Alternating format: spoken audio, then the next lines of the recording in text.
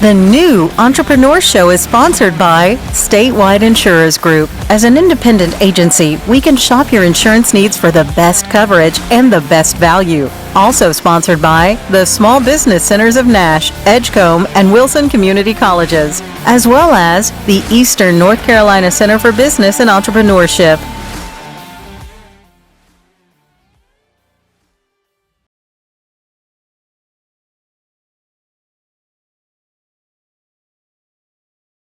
Welcome to the new Entrepreneur Show, the show that spotlights and celebrates entrepreneurship in Nash, Edgecombe, and Wilson counties, and tries to kind of shine a light on ways people can start their own businesses or side hustles, get an additional income stream, or start to make their living as an entrepreneur. Today we have with us Sharif.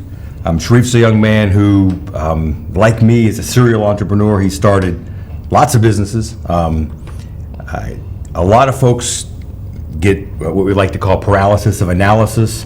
Take a year or 2 years, which turns into 3 years, which turns into 5 years, and 10 years of research and stuff, and most people never open a business because it's never the perfect time. Sharif, from just a little bit I know about him, from bumping into him here in Rocky Mount, Sharif's the kind of guy that jumps in. He's got a, like me, kind of a ready, fire, aim personality. He can come up with a business idea and just make it happen. Sharif, welcome to the show. Thank you. Appreciate it. So there's stuff I don't know about you. I know a little about you because we've talked a few times and because you're sort of like me as far as your business style. How old were you when you opened your very first business? I would say I was probably around 18. My first original business I ever started was a thrift shop. I had a thrift shop in an old Kmart Plaza, and it was a great business. It was buy, sell, and trade, and find different ways to hustle different things. To if it was buying a desk and sanding it and painting it to get a better bang for its buck. Just little simple stuff like that. Bargaining, a lot of bargaining, which I still do. I enjoy it. I love it. It was a great business. It was nice. I still do it. Don't get me wrong. I still wheel and deal and buy, sell, and trade all the time. So yeah, it's in my blood. Oh yeah. It's it kind of becomes part of that. Correct. Where did you get the money? You opened a store in a shopping center. There at the time, my father was doing it. He had multiple businesses at the time, and he really didn't have time for it. Hard to find good help, so I kind of learned little angles here and there, and we kind of mixed his old school and my new school, and it was beautiful, and it did really well for a really long time until I had other dreams and wanted to do other things. Yeah, that's what happened. So you learned a lot about business at home from your dad. Yeah, definitely my dad, for sure. Yeah.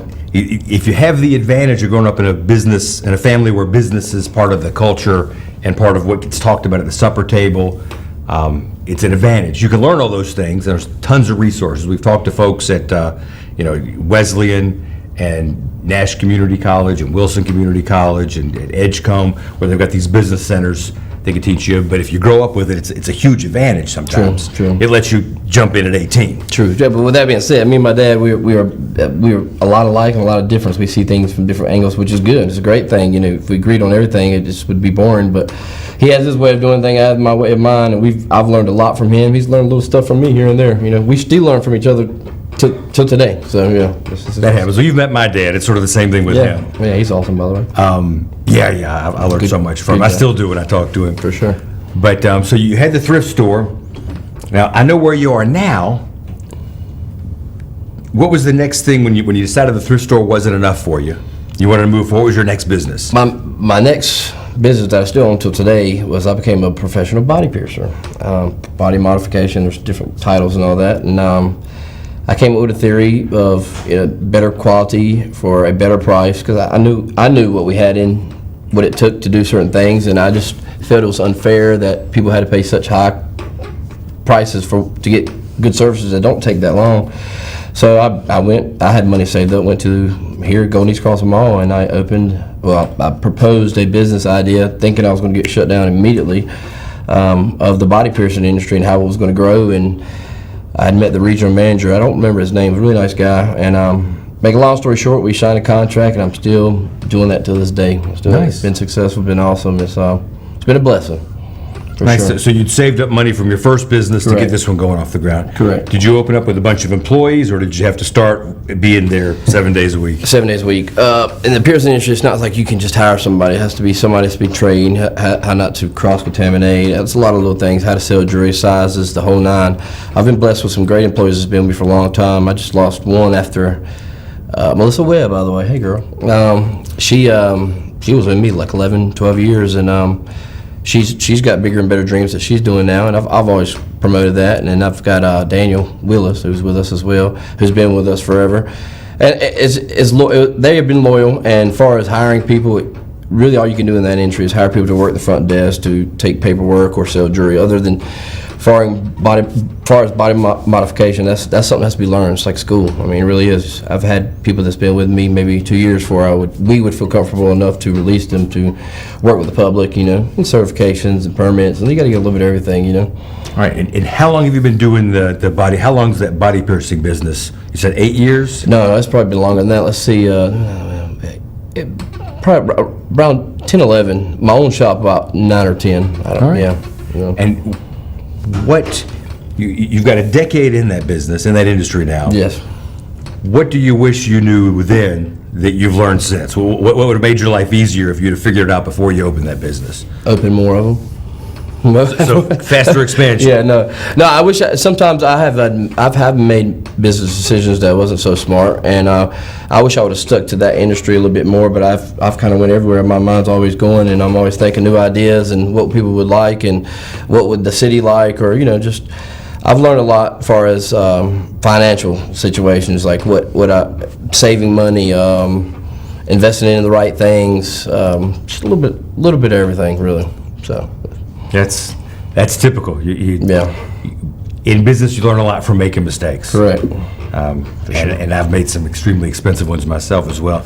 Amen. Now, you got the thrift store deal. That's a low-cost, easy entry business. It's not. Pretty much. It's not a lot different from my video game stores that were used video game stores, which was my first real business, my second business, but my first one where you had a location. Yeah. Then you went into the body piercing industry. That's a fairly inexpensive business to open as well. I had a buddy in Virginia Beach who did it in Lynn Haven Mall. Well, that's.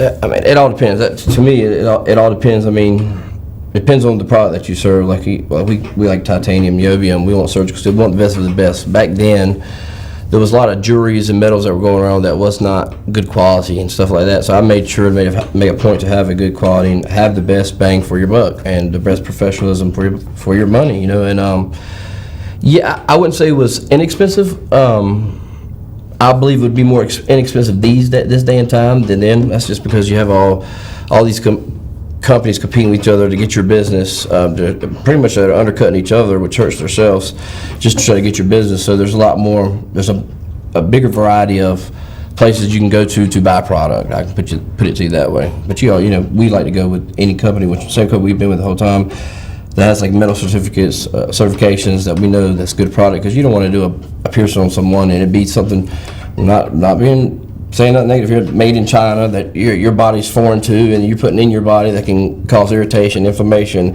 even infection. So yeah, no. Yeah, certainly. Safety's a huge issue, and Correct. Getting sued because you messed up somebody or gave them something that wasn't what it said it was would be horrible. Correct. It can cost you business, and it can get you broke pretty quick. Sure. No question about that.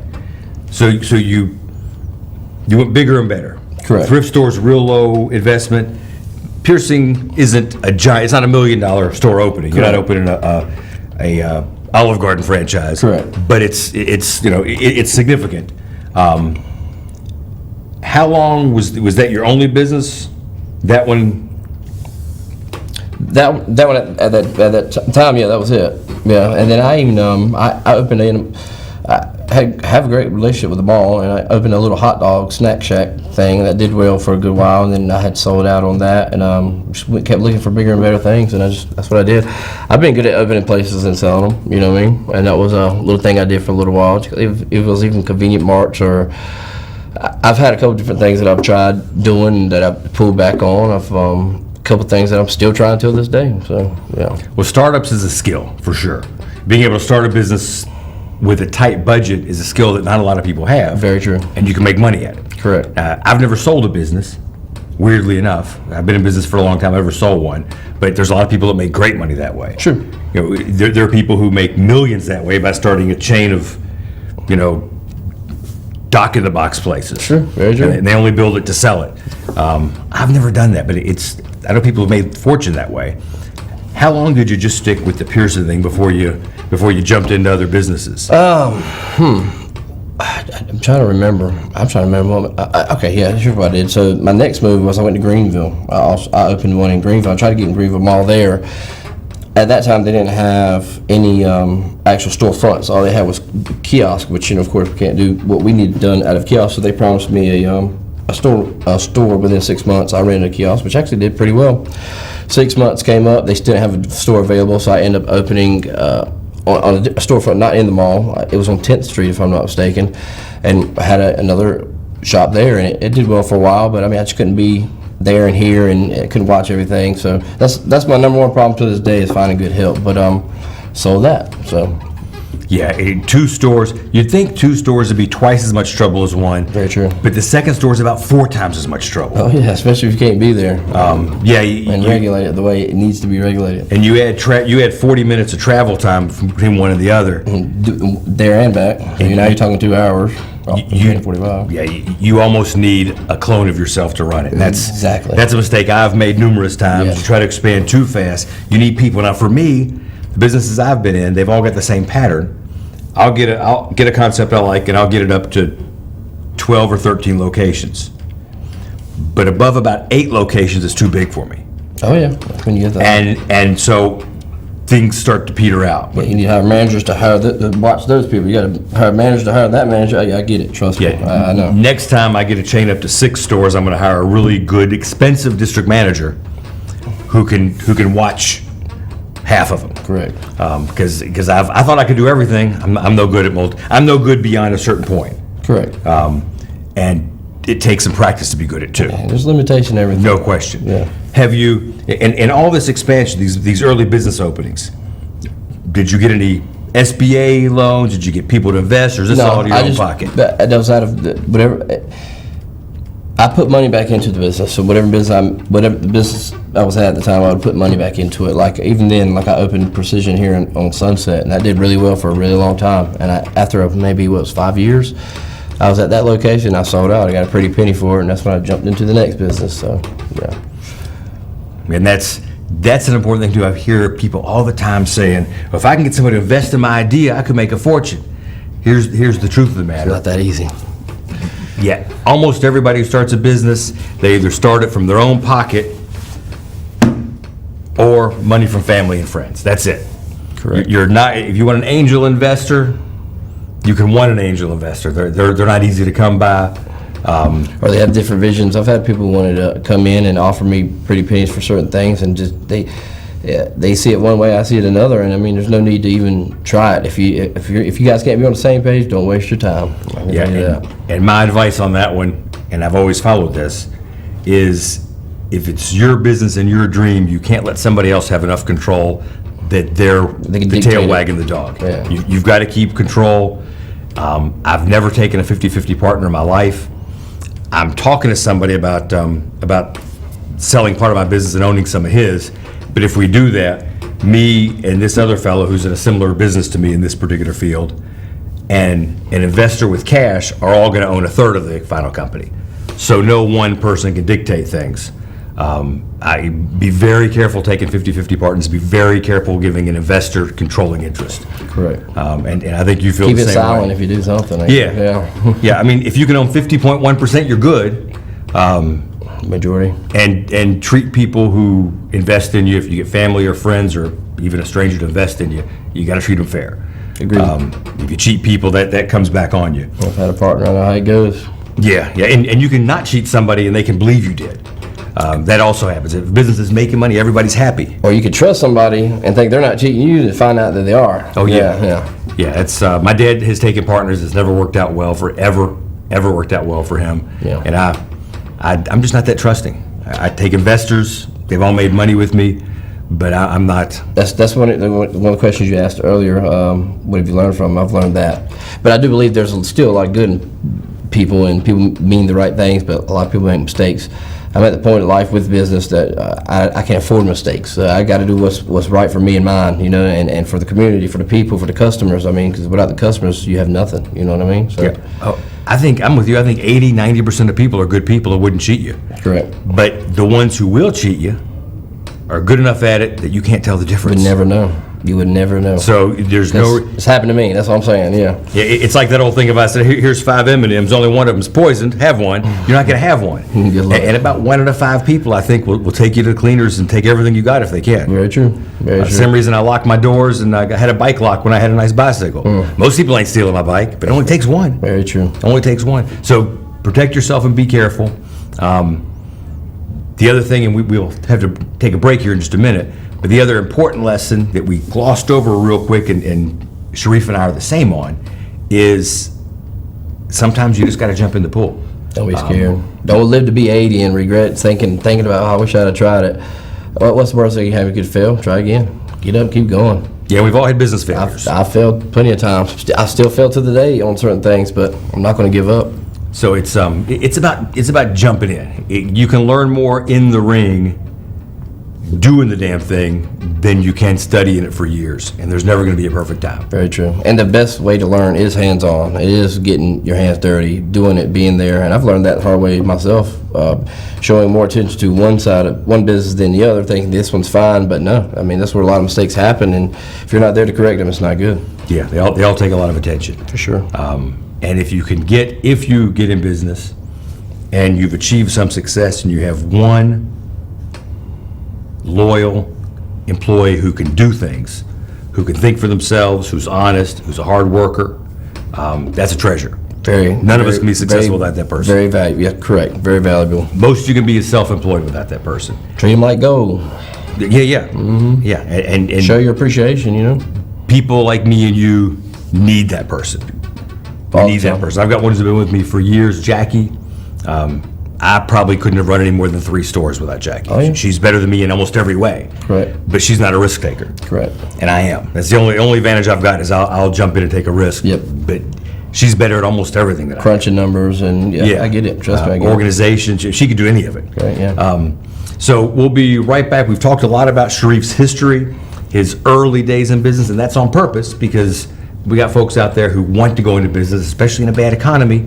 It's a great time to jump in, get that side hustle going, make yourself not dependent upon a job if that's your dream. But we're going to fast forward to the present, talk a little more business with Sharif after this break. Great. The new Entrepreneur Show is sponsored by Statewide Insurers Group. As an independent agency, we can shop your insurance needs for the best coverage and the best value. Also sponsored by the Small Business Centers of Nash, Edgecombe, and Wilson Community Colleges, as well as the Eastern North Carolina Center for Business and Entrepreneurship.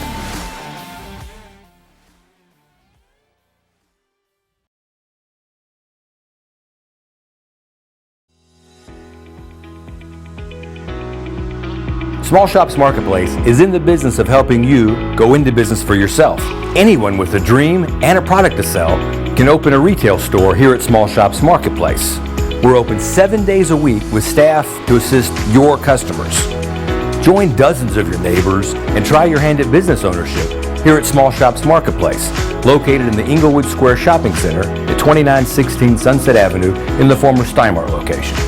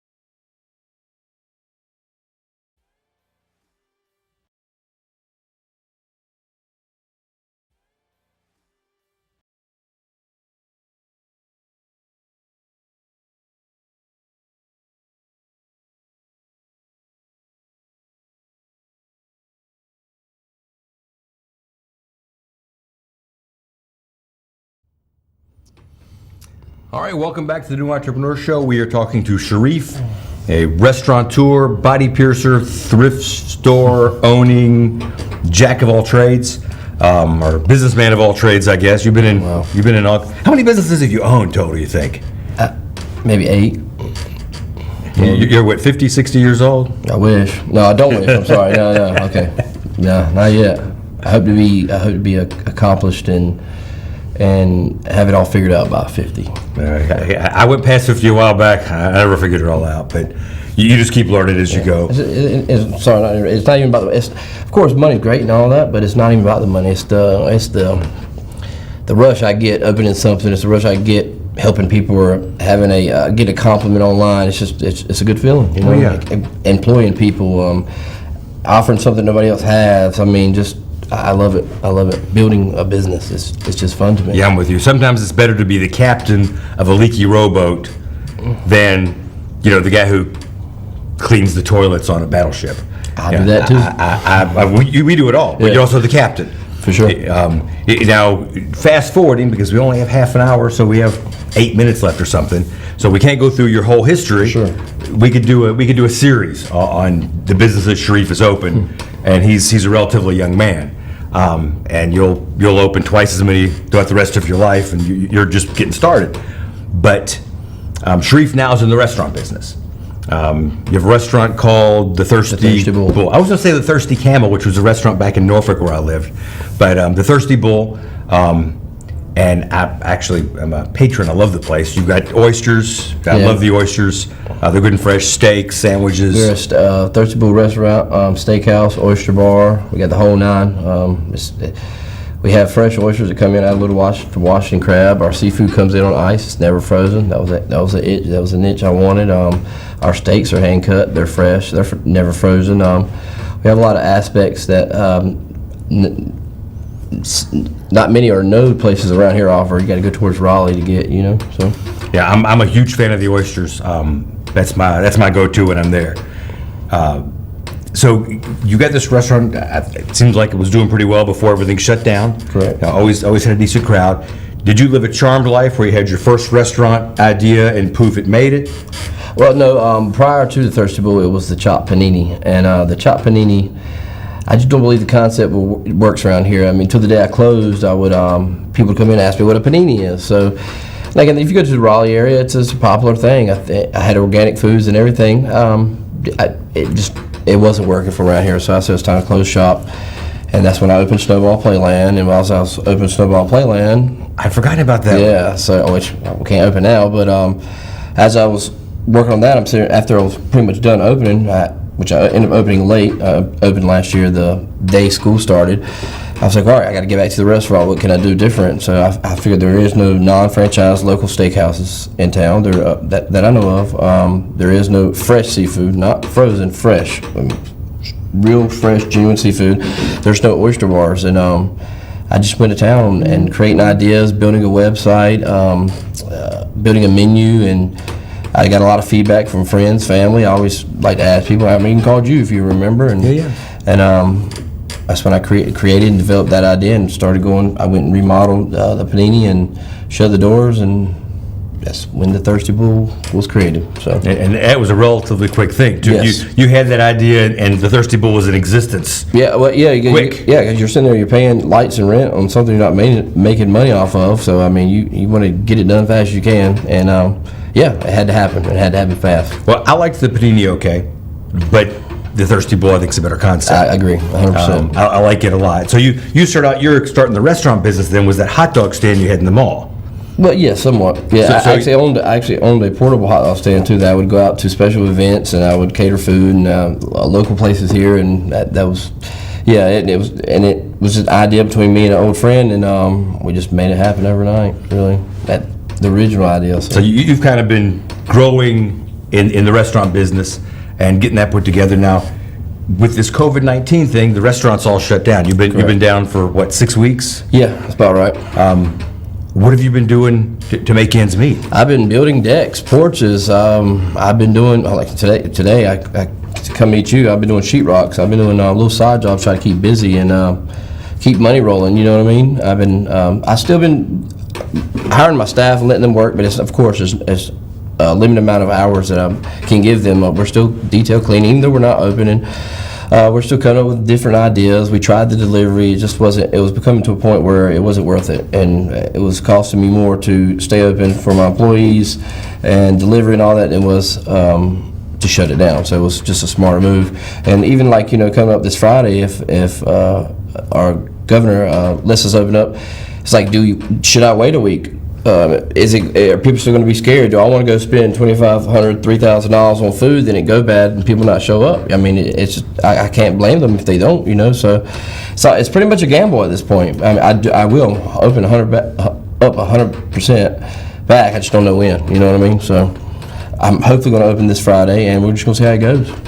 All right, and the lesson there, I think, is owning a business doesn't mean you get to relax. Not at all. A lot of times, the definition my cousin has of an entrepreneur is a person who will work 80 hours a week for himself, so he doesn't have to work 40 hours a week for somebody else. And sometimes that's true. Yeah, very true. And so the government shuts down Sharif's business. They don't shut it down. I mean, they give you the option of takeout and takeout only, but like I said, it's not worth it. You're losing more money by doing that. Steak and oysters hard to do at takeout. That's sit down food. Yeah, you can't. Live music you can't really do takeout. Your menu's limited, and people are going to get mad if they can't have what they want. But I mean, so it's better off just kind of resetting when everything resets. You know what I mean? And in the interim, Sharif's kept his employees busy, giving them some hours. Yep. Hasn't gone on unemployment or quit or laid at home crying. You got construction side jobs. Yeah, for You sure. took the other skill you had, which is a side hustle kind of a skill. Oh, yeah. You made it into your full-time gig. For sure. And you created yourself another job. You created a self-employment opportunity. And that's been a blessing. It's been a great thing. I thank God for everything He's done for me, and I thank the people that need it. And people are home now, and they're looking to upgrade their properties and doing this and that. And I figured I'm pretty good at this stuff. Why not try it? And I've done stuff for people here and there, but I would love to continue doing that on the side. But if I can find the right person to run that restaurant, because I promise you, if you're not there, it does not run like it's supposed to. Yeah, it's hard to keep your finger in too many pies. Correct. And I think there's a lot of lessons in Sharif. Most of us don't have 2 or 3 years to plan a business and to do research and to travel the world and to build models. Most of us just get to, and I always have, just get to a point where it's time to jump in. For Small Shops Marketplace, I negotiated a lease and signed a lease that'll keep me there 15 years without having any idea exactly how I was going to fill up that space. Don't know if you try unless you try. So, there's sometimes you just have to jump out of that airplane and look for a parachute on the way down, which sounds scary, but that's kind of what Sharif's always done. That's what I've always done. And then once you get in there, look like the mother duck told the baby ducks, on the surface look calm and serene and placid, underneath paddle like hell. Look, we're in America. This is it's the land of the free. It's your dreams, your visions. Why not try it? Don't look back when you're 56 years, 70 years old and wonder why you didn't. You don't know unless you try. Either you make it or you don't. If you don't, at least you tried. So you can pat yourself on the back. If you make it, more power to you. Absolutely. That's what America's about and what it represents. Well, we're sort of out of time now, I think. Sharif, I appreciate you coming here with us. Appreciate you. I guess that's a handshake during the COVID-19 thing. We probably shouldn't shake hands, but alcoholic. It's a habit for me. We'll see y'all next week, same time on the New Entrepreneur Show. Thanks for tuning in. Thank you. Cool beans. New Entrepreneur Show is sponsored by Statewide Insurers Group. As an independent agency, we can shop your insurance needs for the best coverage and the best value. Also sponsored by the Small Business Centers of Nash, Edgecombe, and Wilson Community Colleges, as well as the Eastern North Carolina Center for Business and Entrepreneurship.